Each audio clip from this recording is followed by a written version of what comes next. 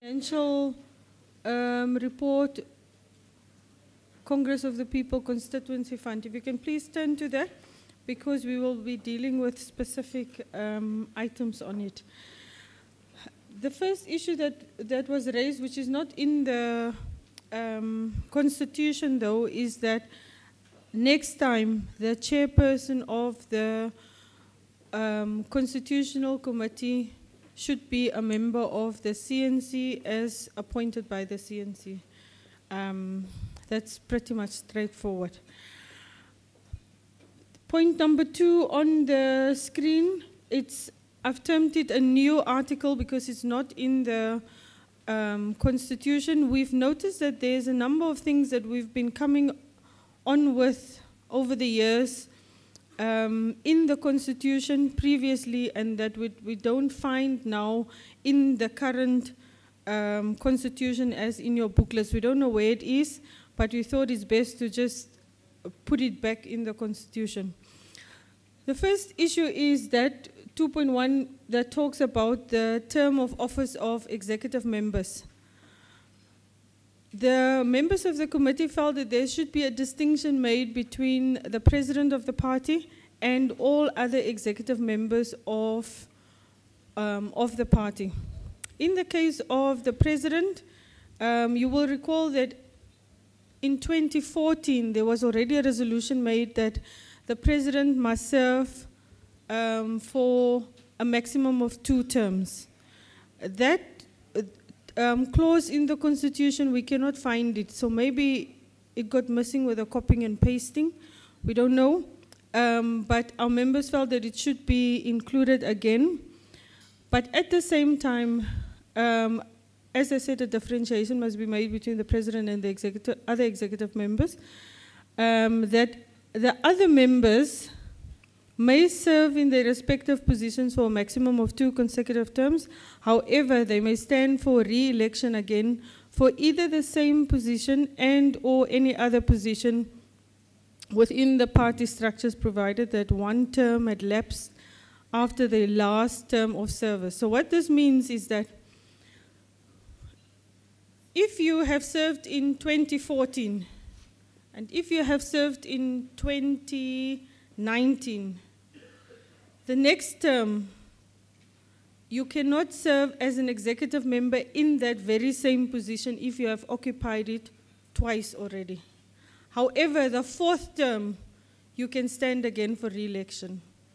At the same time, if you have, for an example, been the National Treasurer in 2014, also the National Treasurer in 2019, in the following term, I don't know which year that's going to be, 2024, you can, however, stand in any other executive position, but not National Treasurer again. And the following 2028, you can again stand for National Treasurer if you so wish. But there must be a lapse of 1 term that you do not stand in that specific position. The second one, which is paragraph 2.2, the COPE Students Movement, this was also previously discussed at the Extraordinary Congress, that the COPE Students Movement's term must be directly linked to their respective registrations at that institution of learning. In other words, if you are studying MB, CHB, which is to become a medical doctor, that's normally 7 years. No, let me not use that, because 7 years is more than 5. If you study law, law is a 4-year term. If you started at the beginning of your law term, and once you graduate, you are automatically out. Your term is finished, even though you have not served for 5 years, which is the ordinary term within the party. If you study BA Psychology, which is a 3-year period, once you have graduated, your term of office as an executive member for COPE Students Movement would also lapse. So it is directly linked to your registration at the institution of learning. Paragraph 3, the next paragraph, We call it co-option policy, but the committee felt that it should become a function of the CNC, which we have been practicing all along, but it's not in the constitution, that the CNC must formulate and adopt a policy that addresses, we called it leadership vacuums within the party. So no, the term beefing up must disappear. The term co-option, the members felt it should be the filling of leadership vacuums. Paragraph 4. Okay, I don't know how to get paragraph 4 on the screen.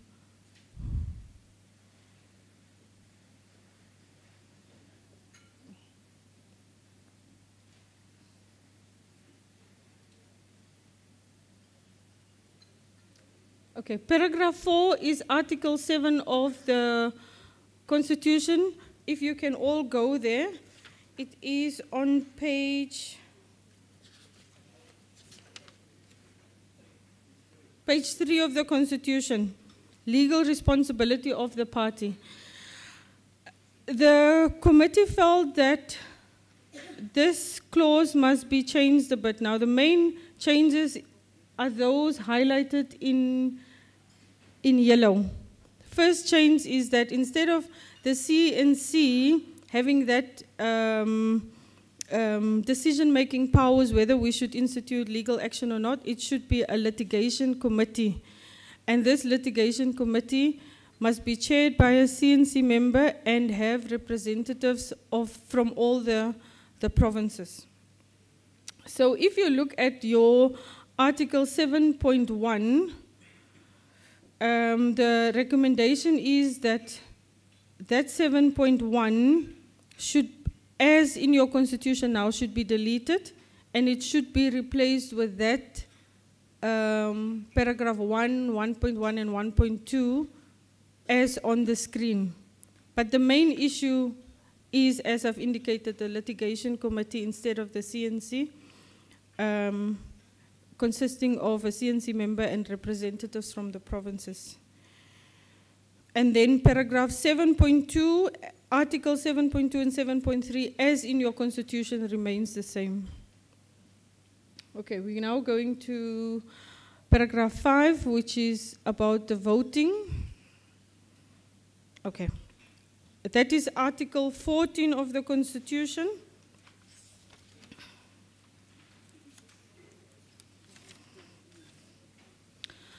Okay, Article 14 is about voting within the party.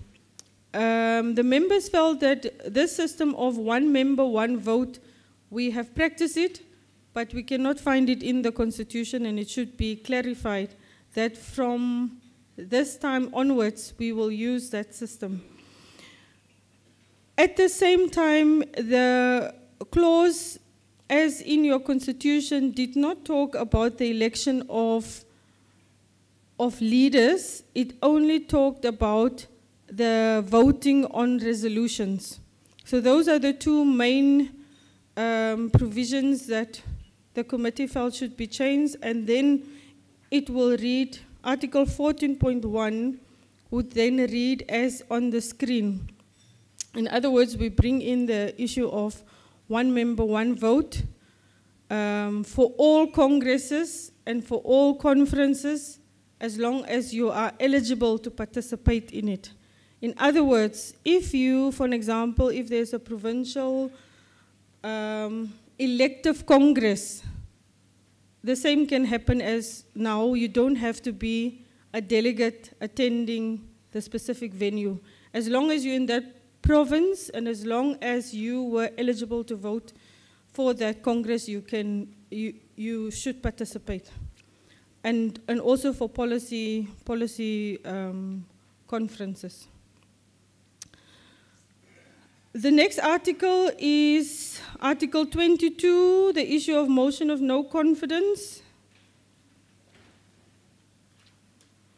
Can I just get number 6 on the big screen, please?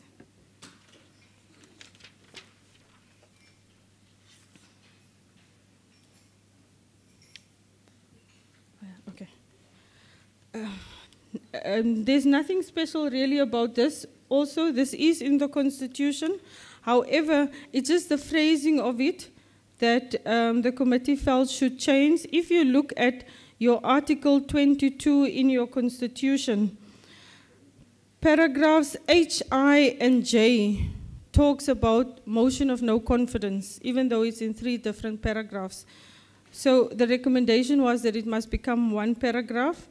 And then in paragraph I, in your Constitution, there's a wording, invitees representing a structure, conflict of interest, schedules of crimes linked with the DC against a member.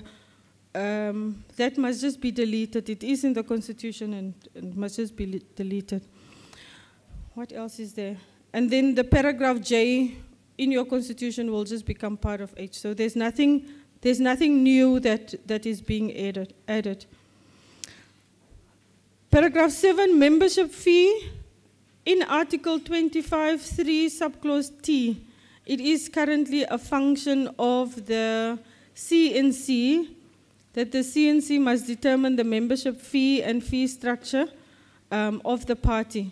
The committee proposed that that function should become a function of Congress and not the CNC, so that Congress can decide what is the membership fee and fee structure for that 5-year term.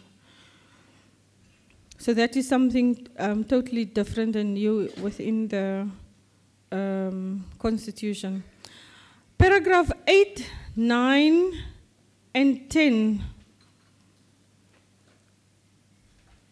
which deals with the structures. Let me first deal with paragraph 8, 9, and 10 is basically the same thing. There was an omission of the respective leader and secretary to be part of the office bearers committee.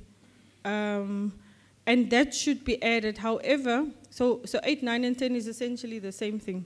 The words respective leader and secretary in the current Constitution has been omitted. However, if you see in paragraph 9 about the COPE students movement, there was also, if you go to Article 43 of the Constitution, there's a differentiation between TVET colleges and universities. And previously at the Extraordinary Congress, the differentiation was explained that the colleges are not lower than the universities, however, they are different. And for that reason, we should promote leadership within the colleges as well as within the universities. However, the COPE students movement representative within that, within our committee, informed us that he has a mandate that should be changed, and the recommendation from the students movement is that there should only be a student leader and secretary called for tertiary institutions. In other words, the colleges and universities must be clubbed together. And that is why you will now have the office bearers consisting of the leader and the secretary for that respective structure, and then the deputy students leader, tertiary institutions, and deputy students general secretary, tertiary institutions. Is that it? Yes. Yes. And those were the recommendations from the committee. Thank you.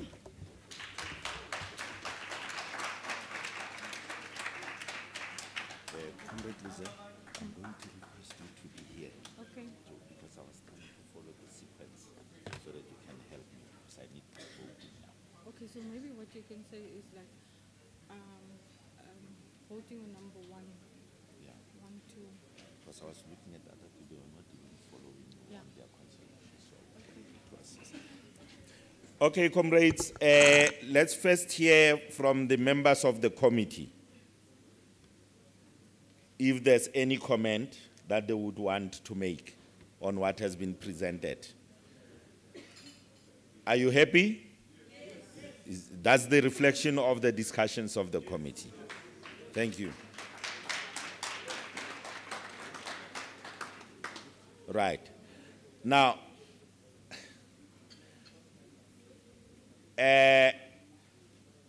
first I'm going to ask for questions of clarity. Okay?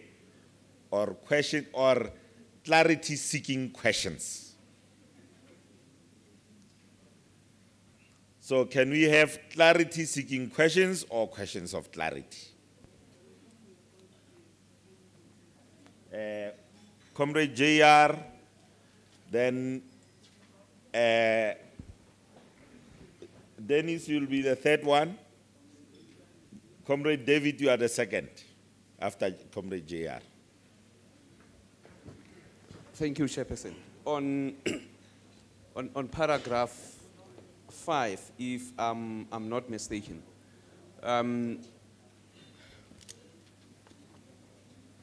yeah, is it paragraph 5 here? Yeah. Yes. Yeah. The rapporteur indicated that there will be a litigation committee, which will, I'm not sure if it's No, it's not this one. It's not this one, yeah. It's not that one. Yeah, that's the one. Okay. Yeah. She spoke about, yeah, it's 4. She spoke about the litigation committee, which will decide on litigation. I want to find out whether does that mean that the subcommittee will be the one which will finally decide on whether there should be a litigation process or not, outside the CNC.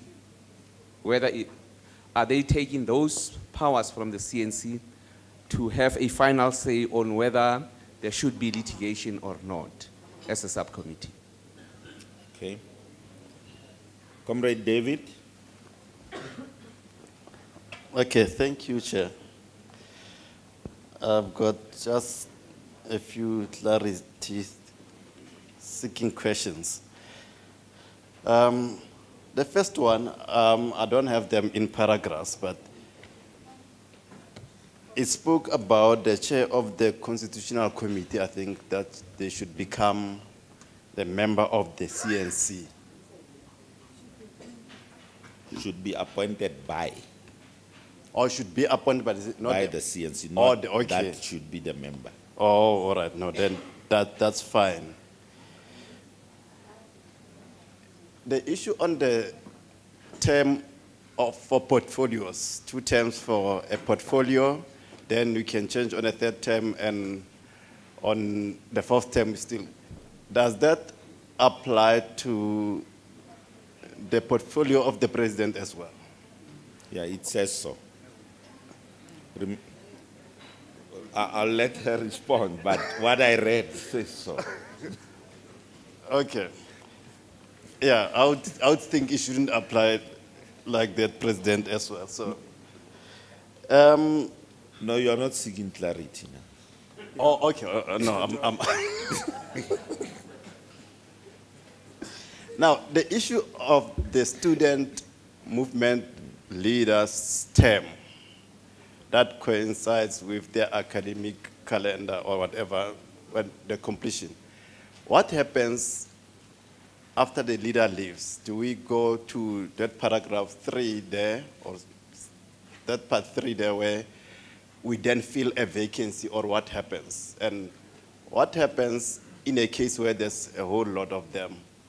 I'm just trying to get my mind around that as well. Okay, the question about the litigation committee has been asked. I'm just wondering, we sometimes sit and come up with ideas and they look plausible, but most of the times when we get to the issues of the finances, we realize that what we've decided is not practical.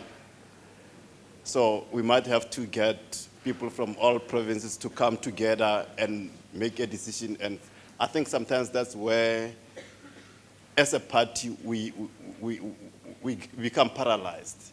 So I'm just saying, let's caution there, unless if the meetings can take over or take place over the technology or something like that. But that's my clarity-seeking question, that we shouldn't come with a structure that we cannot put into operation. The last one, the TVET colleges. We know in terms of NQF levels, up to N3, the TVET levels are equivalent to a high school. It's only from N4 upward that it starts becoming maybe equivalent to tertiary. So if we want to treat the TVETs similar to tertiary institutions like the universities, what do we do with the learners up to N3 level there? I think those are my clarity-seeking questions. Let me see first hands. I know that there's a list of questions that you have mentioned, because I want that we should get a response first. Comrade Eric, you'll be the last one, then we'll get a response, then I will then point out to others. Here's the mic. Yeah, Chairperson, I really would like to first start with a comment, maybe with a request clarity later on. I think I must commend the Commission for the good work that they did. And if they can take, that is paragraph 2 down.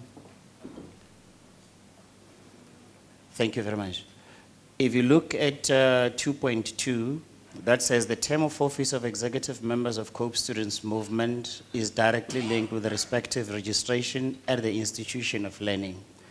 I think I agree with that one, but the example that Comrade Luzel gave of a 3-year degree that falls short of 5 years, I found it very confusing to me, in the sense that if a person graduates after completing a 3-year and decides to do an honors or a master's or whatever, or a post whatever, in the same institution or at a different institution, as long as the person is registered as a student, I admit that that is covered by that. So, but if we can come with that one, I think I need to be clarified. To say when he graduates, people graduate and register at the same time and continue as students. So that is the clarity that I wanted to get. Maybe I might have misunderstood her. Thank you very much.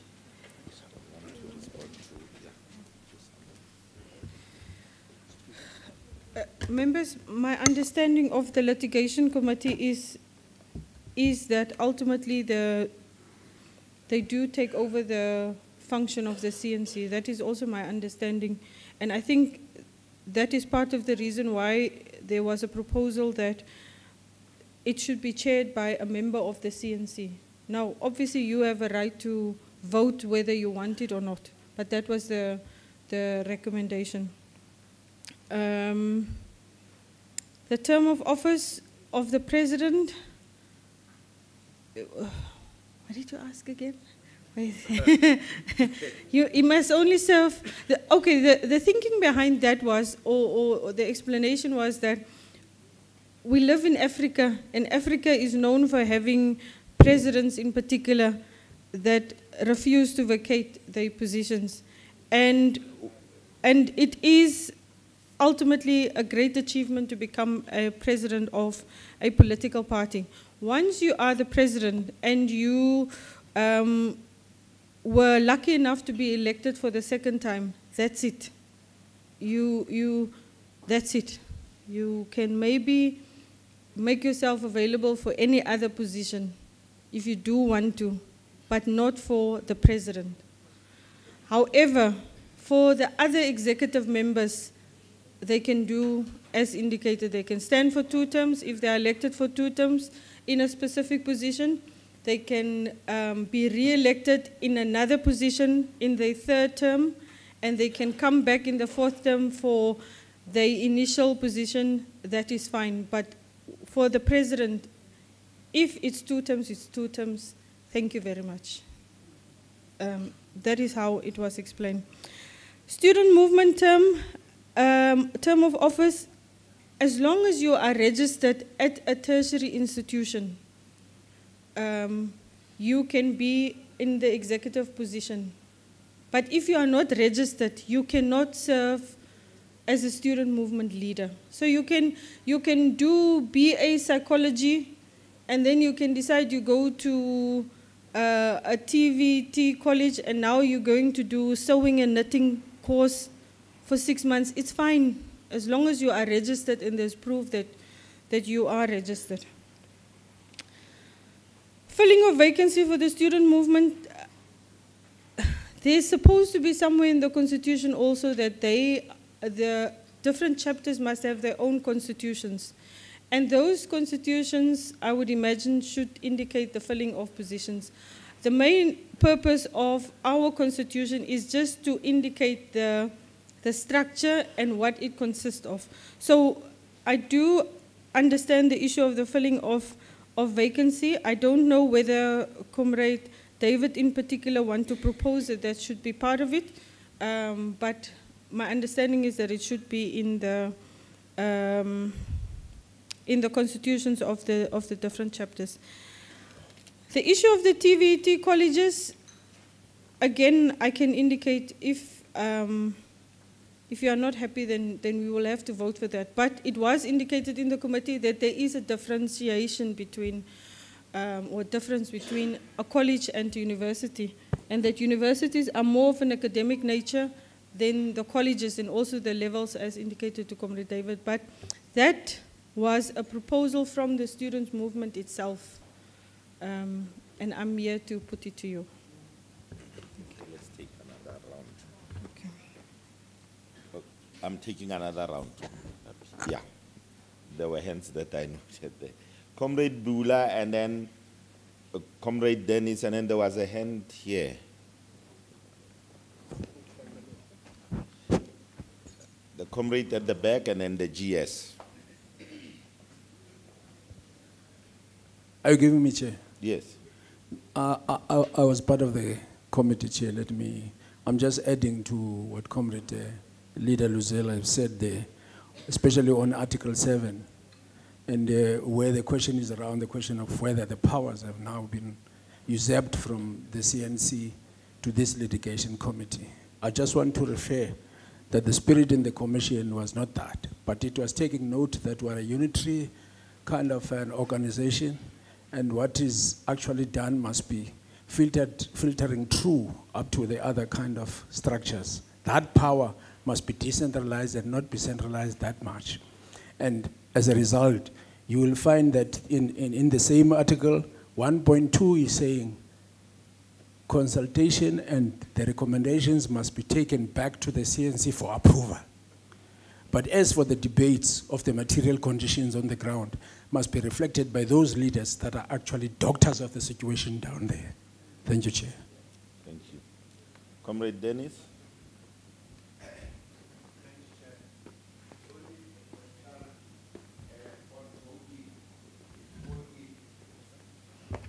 Thank you very much. Chair, I wonder if Comrade Luzel can tell us what the financial implications will be to adopt that recommendation as is. Because this electronic voting, it's a very expensive voting, but I'm saying maybe they have discussed it in the committee. I really only need clarity on the financial implications on that. Thanks, Chair. Okay. Comrade.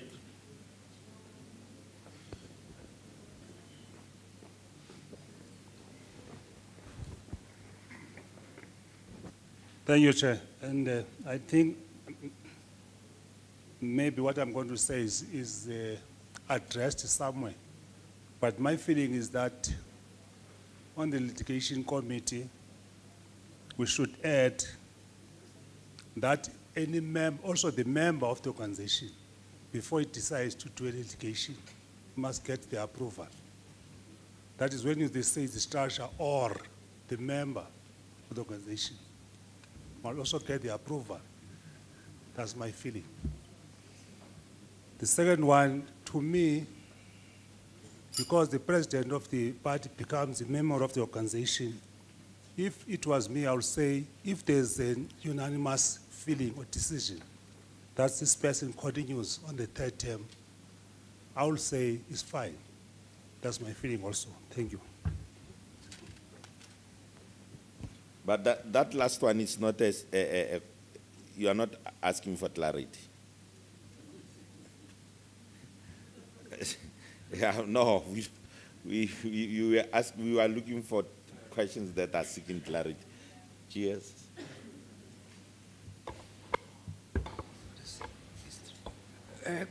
I was going to deal with the issue of the legislative committee.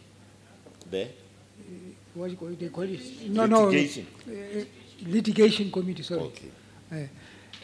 Look, man, my understanding is that that committee is not going to be a democratic committee. You know, it must be a committee which makes decisions about whether we should litigate or not, and sometimes, or we should respond. So it needs to be able to respond fast, not take 2 months or 3 months before it can make a decision. So my own view is that even if it's chaired by the CNC, it should be a smaller committee which can be approached easily and which is not expensive to meet. Because the reason why there was always a problem is because it was said that you cannot, what do you call it? Litigate unless the CNC gives you that approval. And it was very difficult to get approval from the CNC. And that's why some of the things delayed and delayed and delayed and delayed. So my own suggestion is that, can we get it, yes, let it be chaired by the CNC member, but can the CNC be the one which appoint people into that particular committee? But it should not be more than 4 people, honestly, so that it can meet easily. That's a recommendation and not a question. Okay. We are now. There's going to be a response to some of the issues that were raised were recommendations. We're adding to the recommendation to extend what has already been recommended.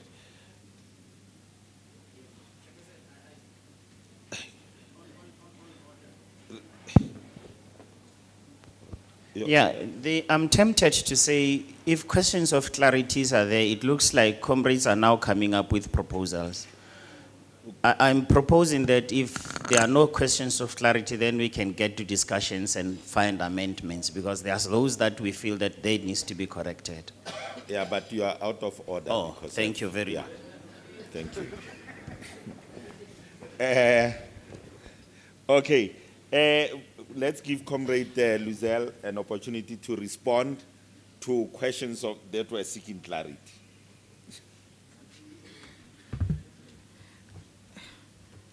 Comrade Dennis's question, the issue of finances was discussed, but the members felt that COPE has stood all along for the direct election of members.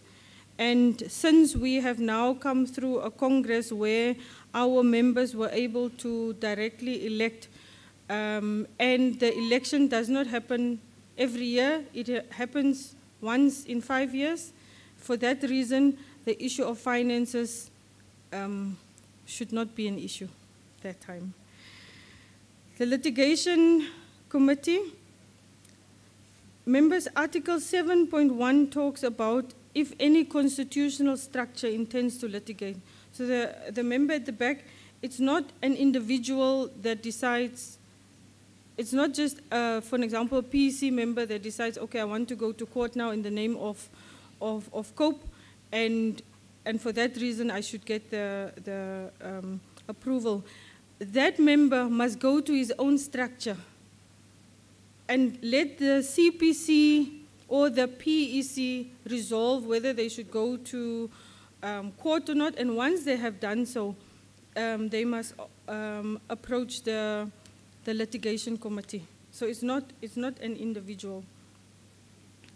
And then I've taken notes about on the other recommendations. That was about it.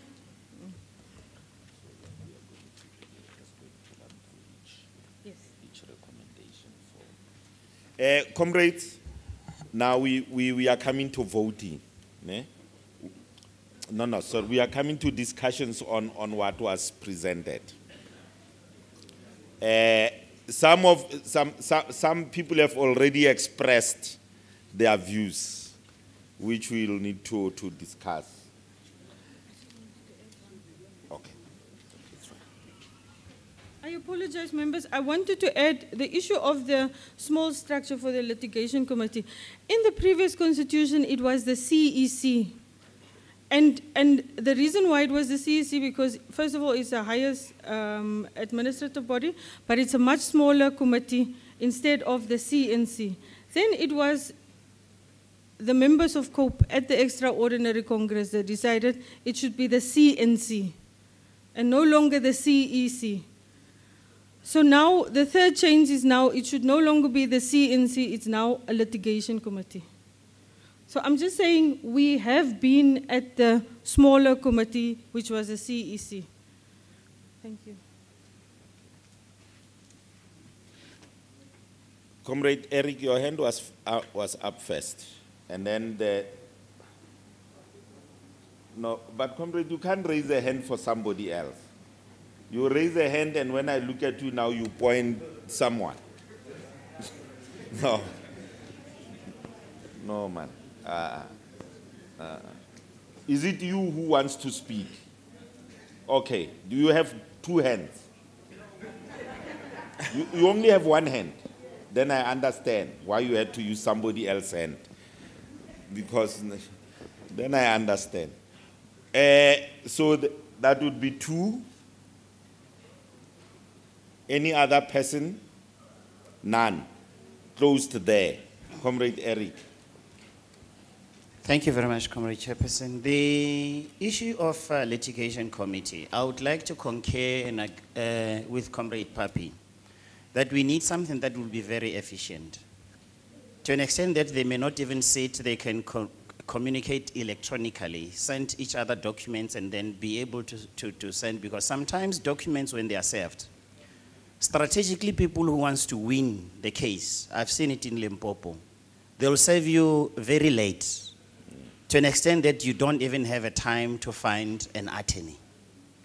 And when they go to court, they would say you are not represented, therefore it falls off. It has happened, I think, 3 to 4 times in Limpopo, whereby we were served documents, and then they will claim that the sheriff was lost. You know, the sheriff was lost and it could not be served and all these other things, but there is this, or they would serve it to a wrong address. So, comrades, as far as litigations, I think we need to find a small committee that is accessible.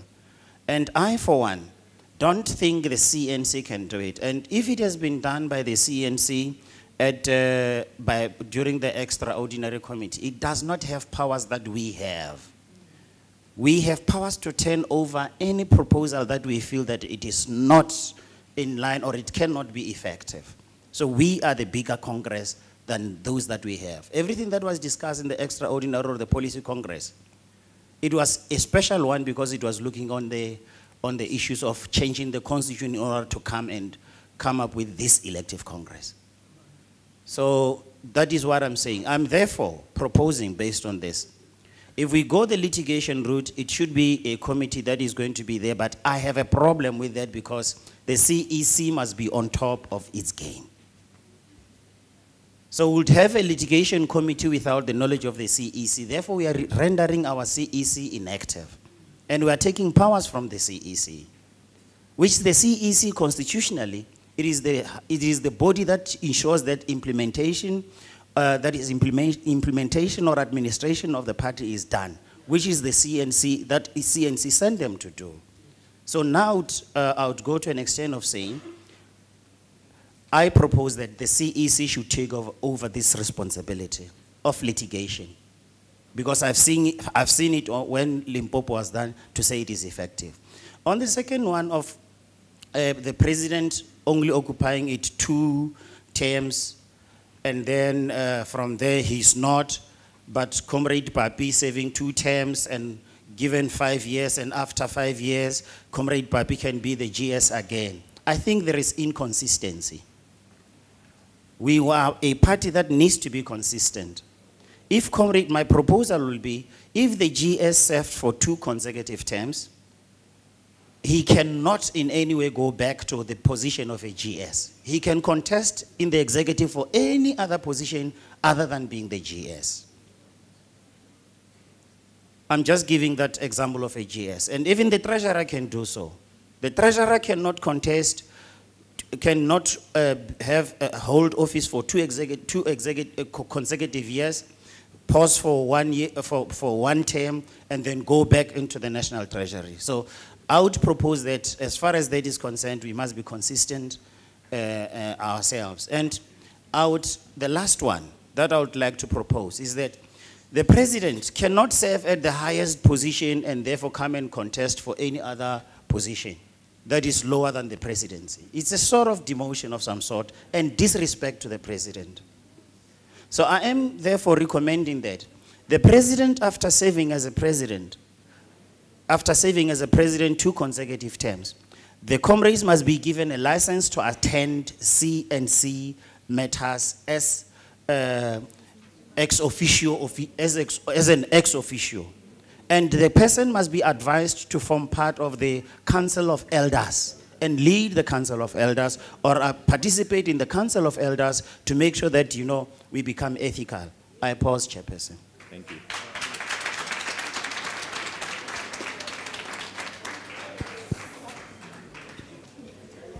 Thank you, Chairperson. You are shocking. Yeah. I stand here, I was in the commission. It's just a comment that I want to bring in. We acknowledge as a commission that the committee was elected by us, and we made a pledge that as members, we must follow our own pledge in gender issues, because we made a mistake, we acknowledge it will never bring back what we did. But as members, we said we must follow the pledge we've done in the Constitution that says we pledge fully commitment to the democratic state of the democratic processes in South Africa.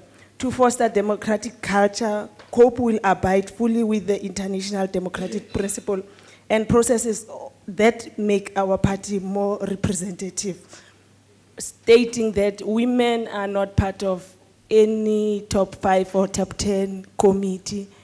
In future, that mistake must never be done by us, because it's us who did that. So it's just a comment that we must fully acknowledge that we made a mistake, and in future we must never do that, because we are going to account when we go out there as members of COPE to what had happened, to what we did. So thank you. To all women we say sorry. Thank you. Let me see.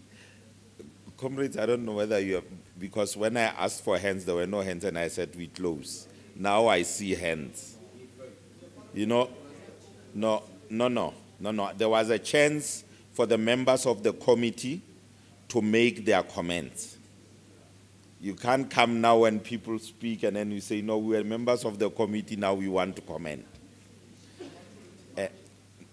No, we have a scribe who will respond to that. Comrade Luzel.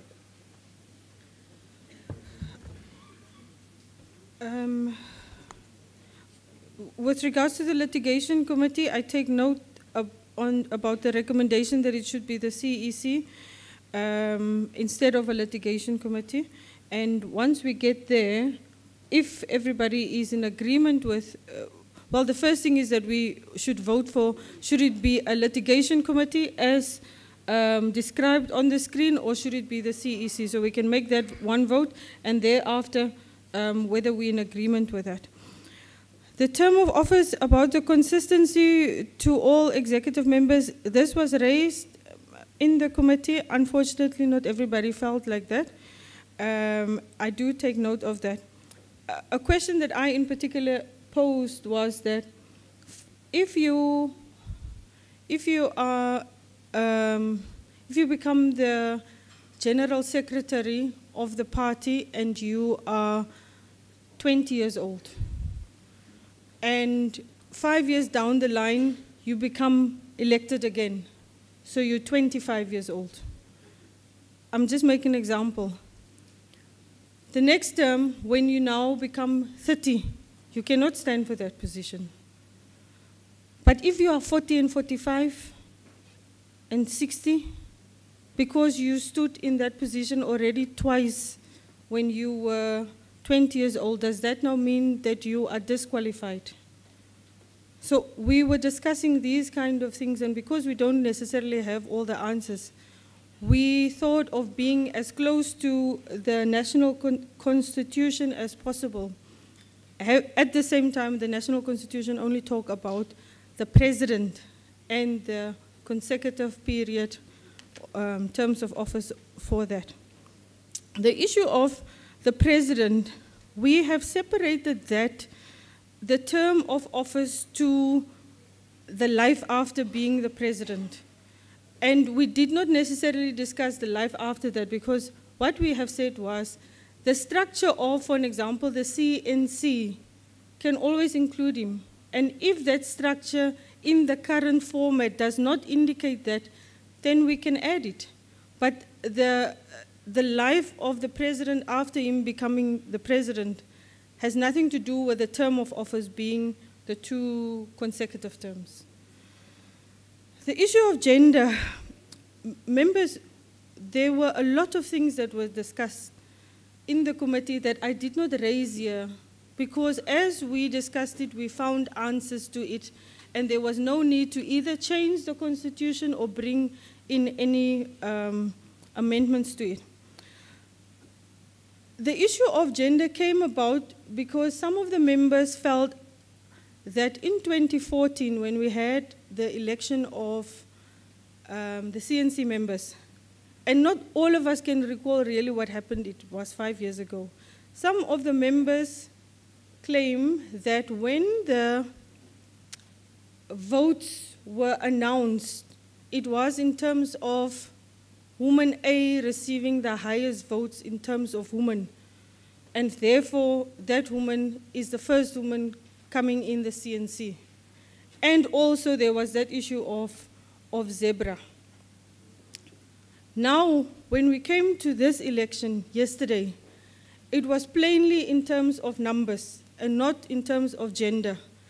And for that reason, the members felt, some of the members, that it is not correct, and our system should be of such a nature that it should reflect women. Then it moved on, it should not just reflect women, also youth. And then not just youth, it should also reflect different races.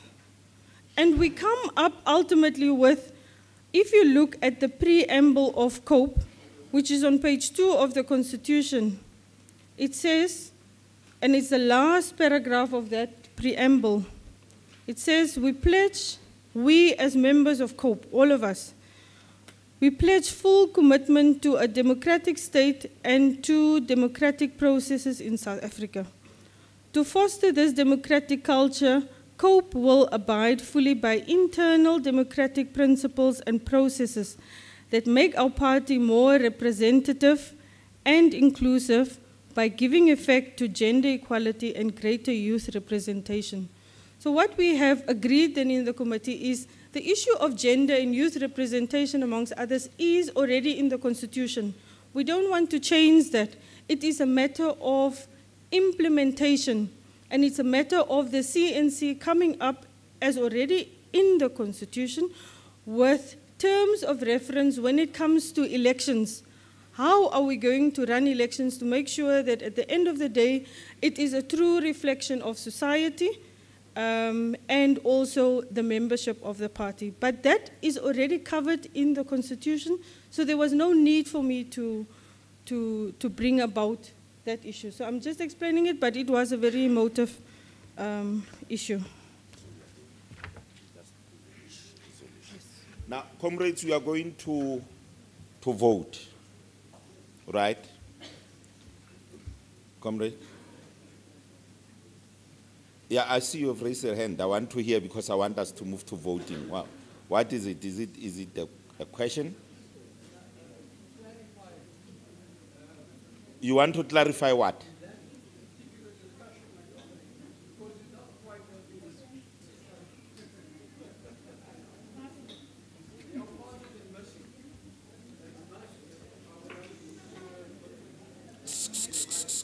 Give him the mic.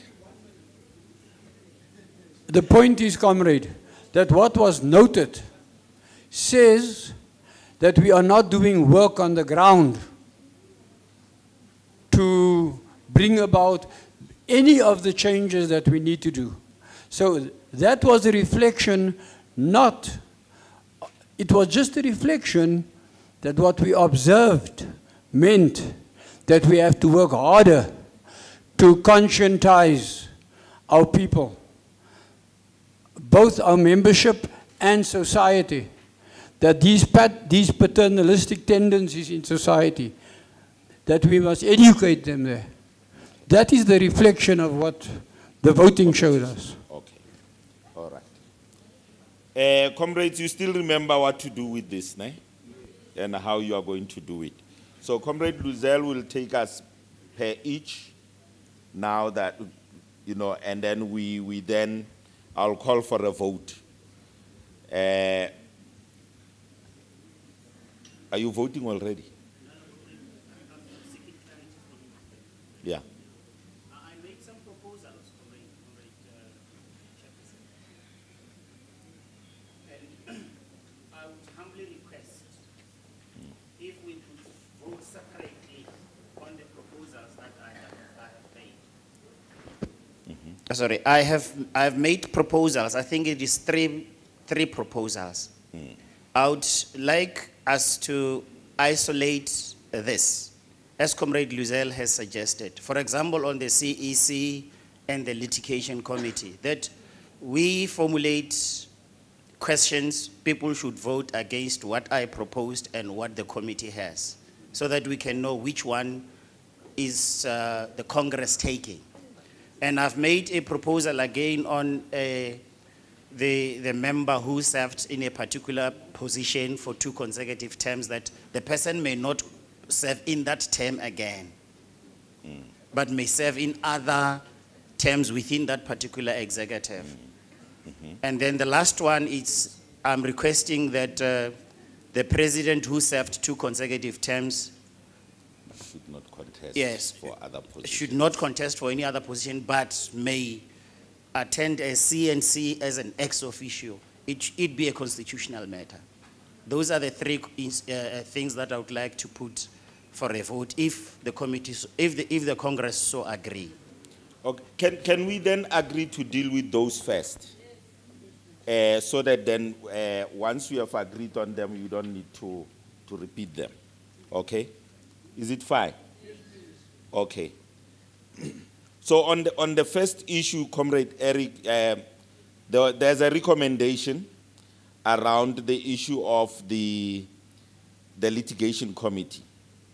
And your recommendation is that that responsibility be taken back to the CEC. So Can we cast our votes on that?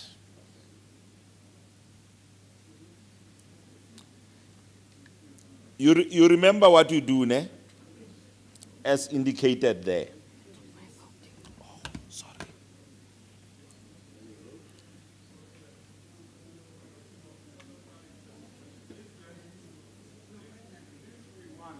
If one wants it to remain to be a litigation committee, if I want the committee to be remain a litigation committee, what do I press? Do I press? It will be a no. It will be a no. Yeah. Are we saying no or yes to what he is proposing?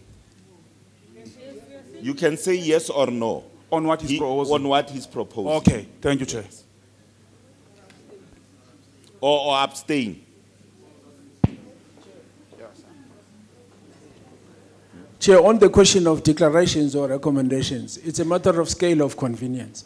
The proposal is from the committee, and it is the committee's yes, and the no to the committee's recommendation. Therefore, the yes should be for the committee, and the no should be for the CEC. No. Don't confuse us. I mean in terms of voting. Yeah. Okay, I'll explain something that we comrade. The litigation committee does not go back to the CEC. It's CNC.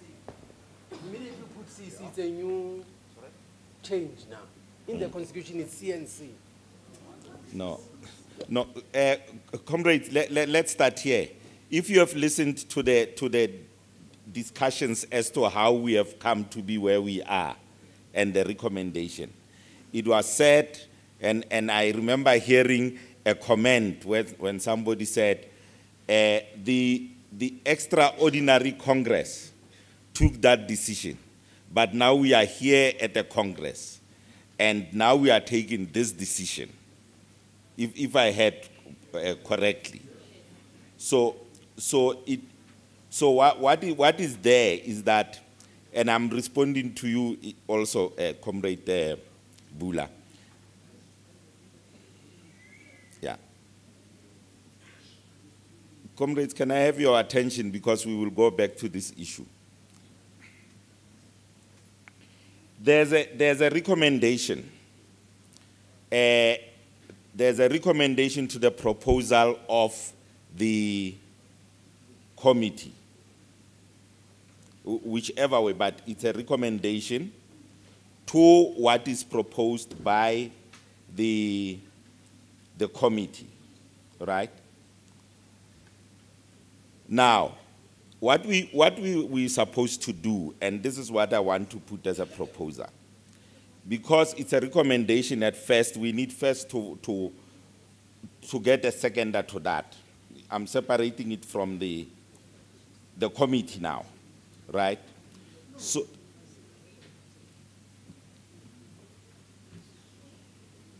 why is your hand up? No, I'm hearing somebody shouting that side and the hand is up. Yeah, hang on. I've noted you for the point of order. Somebody's shouting there and your hand is up. I don't know what's happening. Comrade Chair, there is a challenge here. We came to the Congress, but it seems like some people are holding more than one vote in demos. So how is that possible? More than one vote in demos. Some comrades are not here. So it means one person can vote 5 times. How is that possible? No, it shouldn't happen. Comrades, remember, each person has been given one device. And probably the people that have left their devices are either outside or they are in that other commission. But that does not mean you can then take the device and decide to vote on behalf of the person who is not there. You can't do that. Please. No, hang on. Can we agree on that nobody is going to vote on behalf of the other person? We agree.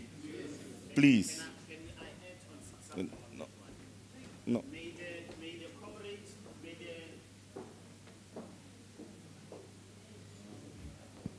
May the comrades, because we are very honest, remember we are incorruptible and honest people. May we request that the company that is responsible for this collect those that are there to make sure that people are not tempted. No, I hear your point, but the issue here is, as a matter of principle, those who are supposed to vote have been given the gadgets to vote with. None of us has been given two. So, in the same spirit of your values, no one is supposed to vote for a person who is not there. Please. Do we agree? Okay. I think we close that matter. Then we can go to no. Yeah. Yes, comrade.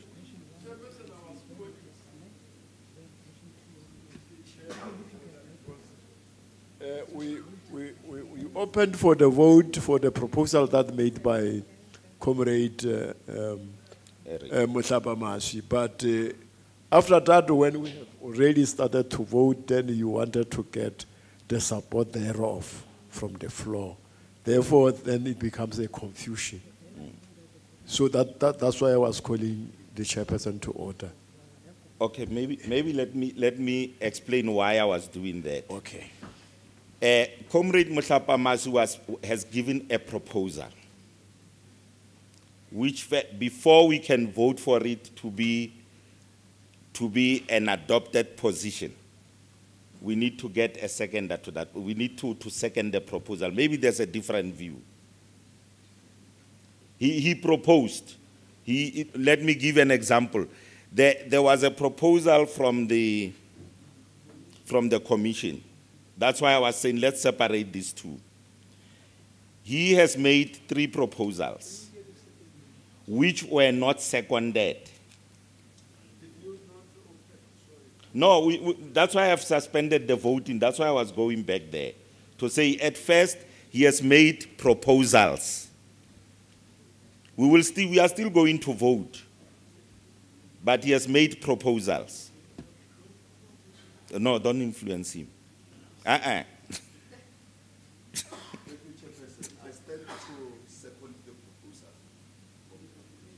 Okay. You see, any counter to the proposal? None.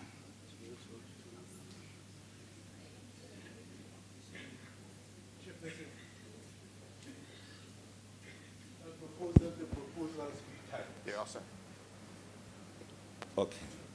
Or you want to see them? I want to see them so that they cannot miss like the party that got. Comrade Eric, can you give your piece of paper to that table there quickly?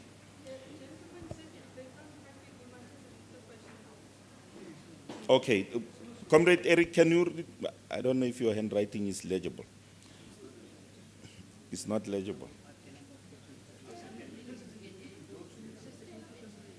Read your question again. Just give him the mic. Please note, you can write it in short, what he is reading. Now, some people say they have forgotten what he had said. The first proposal is the CEC must handle all litigations. Okay, that's the first one. It has been seconded. Right. The second one? We must vote on this one now. Yeah.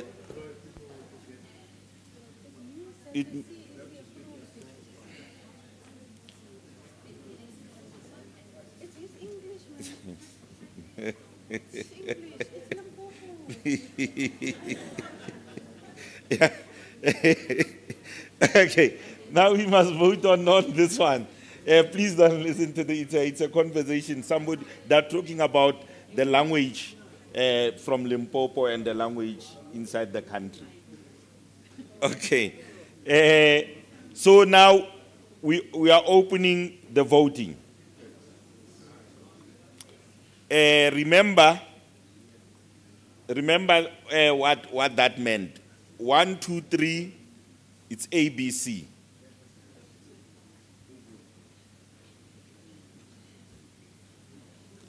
Just hold on.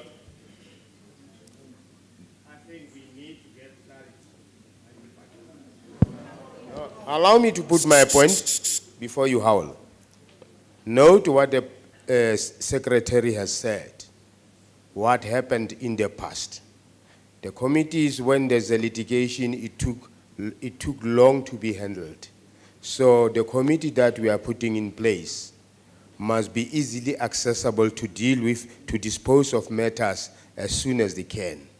So the area that Comrade Mohlapa Mashu was raising is, it must still be within the CEC. Is that the point? But not retaining the status quo as it was. Am I clear? Yeah. That's where I wanted to be clarified. Put your hands down, comrades. And yeah, no, I'll explain to you. It's the same thing. Nothing is different. It's the same thing. I'll explain to you. It's not different. The issue was about if a committee must be accessible, must be there, and then the reasons were given why it was first removed from the CEC to the CNC, and then now the recommendation is to take it back to the CEC because it meets every week.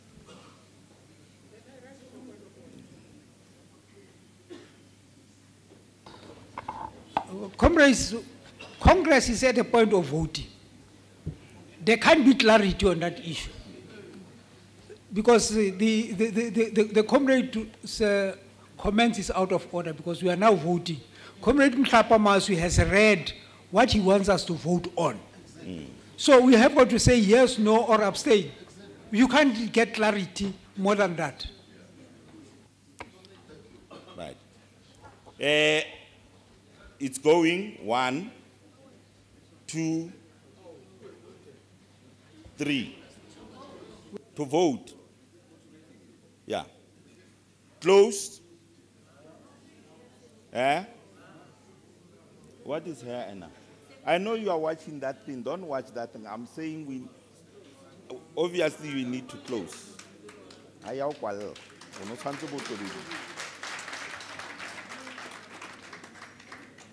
Can you read the results?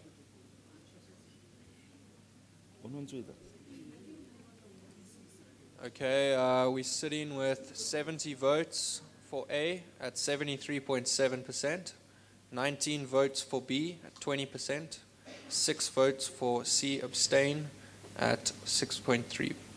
Oh. Thanks. All right, so 73.7 supported. The second one, where's the mic?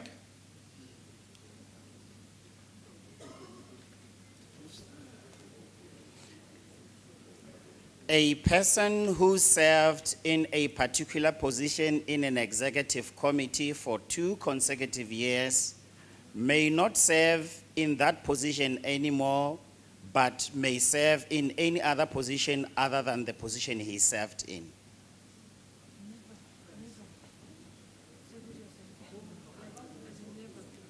No, may not. So for the third term. No, for the third term. Comrade Eric. Yes. Do you mean, are you saying never or for the third term?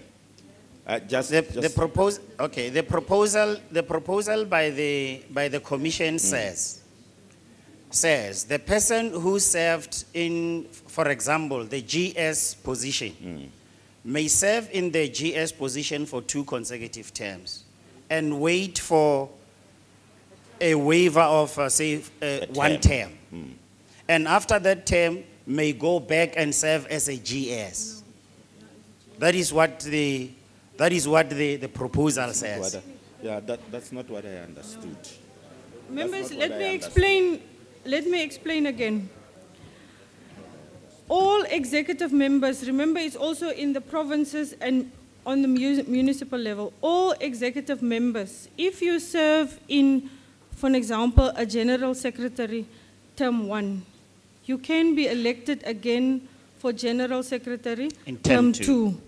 Term 3, you can be elected in any other position other than General Secretary.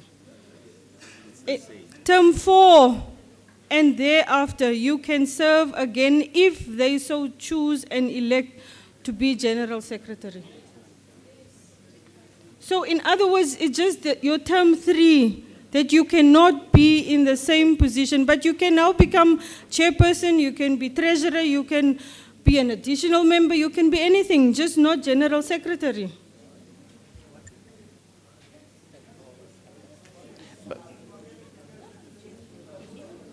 Comrade Eric. Yeah, it is exactly what I'm saying. Yeah, you are saying the same thing. No, it is exactly what I'm saying. To say this person who served as a GS may serve as a treasurer and go back to serve as a GS in term 4. Yes. And of which is what I'm saying, it is not what I want. My proposal says, if you have served in 2 consecutive terms as a GS, you may not serve as a GS in that particular executive, but forever. But you may serve in other positions like the chairperson, treasurer, and whatever, as long as it is those 2 executive terms. So what it means is that we have 2 motions. Yes. Right? Yeah. Look, there's a Comrade Bula. Yeah, I'll summarize. I'll summarize. No, put your hand up.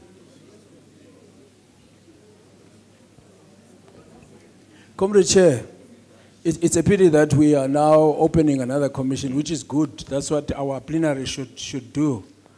But we should please apply our minds to other sections of the Constitution and balance the articles.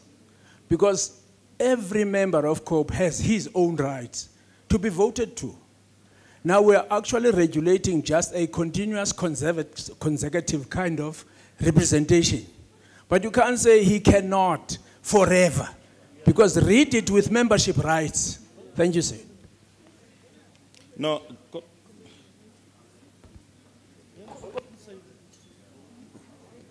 Congress, when a person presents a motion and it is seconded, you cannot convince us when we are supposed to vote.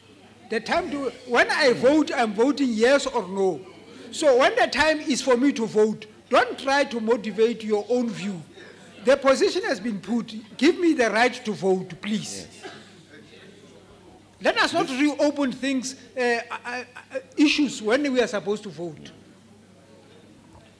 This is why I was saying to you, it's either there's one motion that is there that is contrary to the other one. So we need to vote on one of those 2 motions. Right?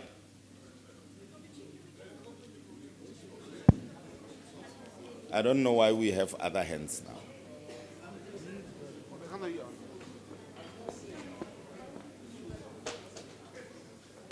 Chair, I think I'll disagree a little bit with Comrade GS, because a motion can be amended. So you cannot say the motion is a cut and dry thing. So even if a motion has been put, it can still be amended. No, but comrades, maybe I want you to reflect on this. We have 2 motions. There's one that has been presented by Comrade Eric, and there's one that comes from the committee. Now we need to vote. If we say the one of the committee, we call it motion 1, and we vote for that, then we know that, or we take whichever. If it's a no, it's a no. If it's a yes, it's a yes. You see. So, sorry. Look, I said, let me first sketch to you. Now we need to agree on an A or a B, right? Do you follow?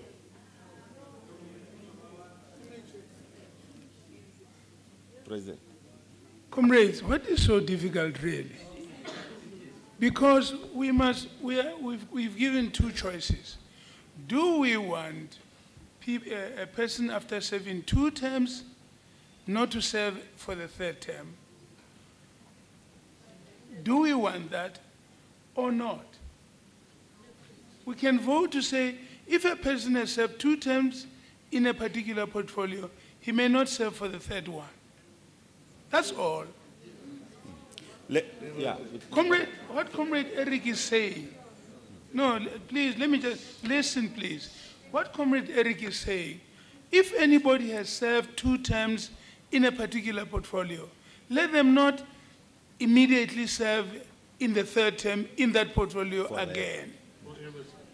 No, not forever. Not, it can't be forever. No. No, but he withdrew that, comrade. Hey, man. Comrades, can I try and help you so that you understand? I'm going to use one motion.